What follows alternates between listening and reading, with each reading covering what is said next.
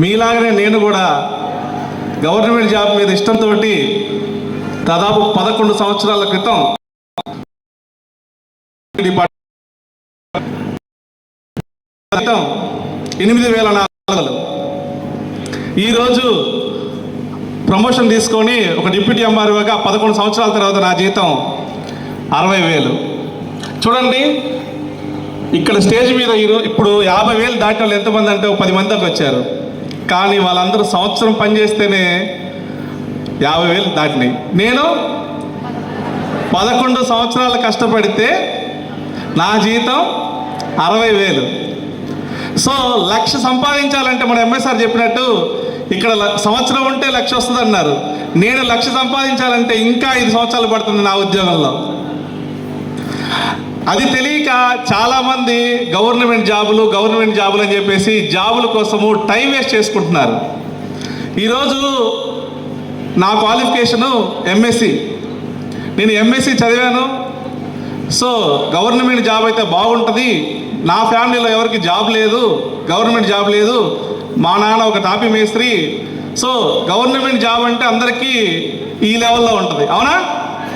So దానివల్ల నేను government జాబ్కి 1 సంవత్సరంన్నర ప్రిపేర్ అయితే జాబ్ వచ్చింది. ఇక జాబ్ వచ్చింది కదా హ్యాపీ అనుకున్నాను.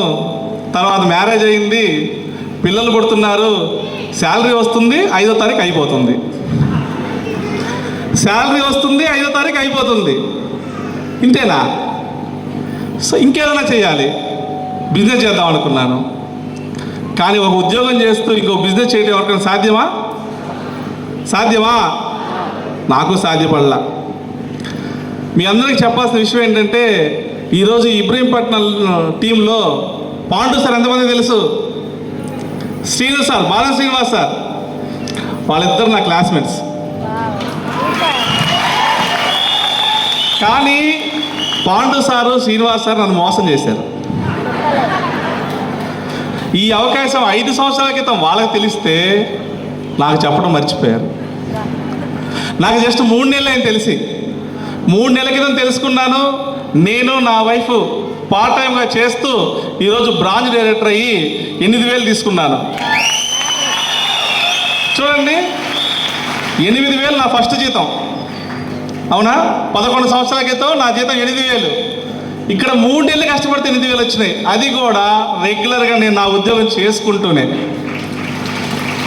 డబ్బు సంపాదించడం చాలా కష్టం అనే వాళ్ళకి చెప్పండి, ఇంటికి వెళ్ళి. డబ్బు సంపాదించడం చాలా ఈజీ, వెస్టేజ్లో ఇంకా ఈజీ.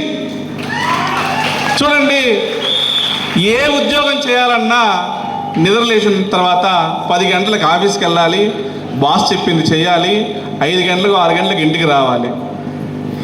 ఈ వెస్టేజ్లో ఎవరికన్నా బాస్ ఉన్నారా? ఎవరికి బాస్ లేదు. మన శ్రీశైలం సరే కదా సార్, మీ పేరు? మన అమ్మగారు గారు ఒక రైతు, ఉదయం తన పని చేసుకుంటూ ఈ వెస్టేజ్ చేస్తూ ఈరోజు 44,000 సంపాదిస్తున్నారు. ఈరోజు ఇక్కడ చాలామంది స్టూడెంట్స్ కూడా ఉన్నారు.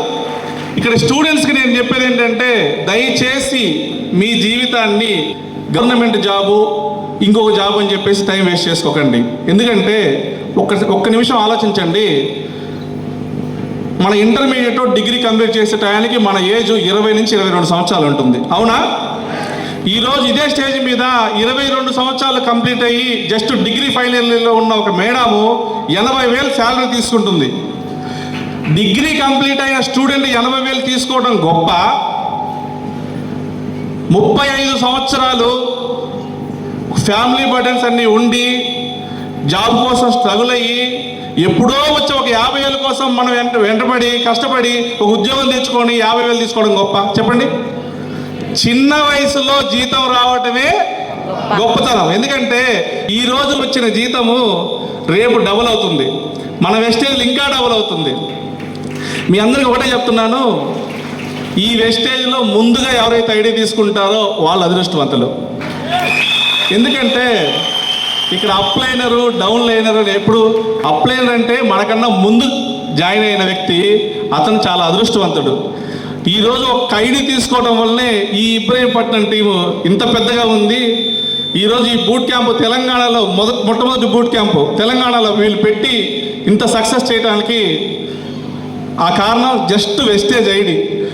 అందరూ కూడా ఈ అవకాశం చాలా పెద్దది, అవకాశం అర్థం చేసుకోండి. సో అందరూ ప్రయత్నించి ₹1,00,000 సంపాదించుకోండి. నా డిసెంబర్ గోలు 1 lakh సంపాదించాలి ఈ వెస్టేజ్లో అని చెప్పేసి మీ అందరికీ తెలియజేస్తాను. Thank you sir, thank you very much.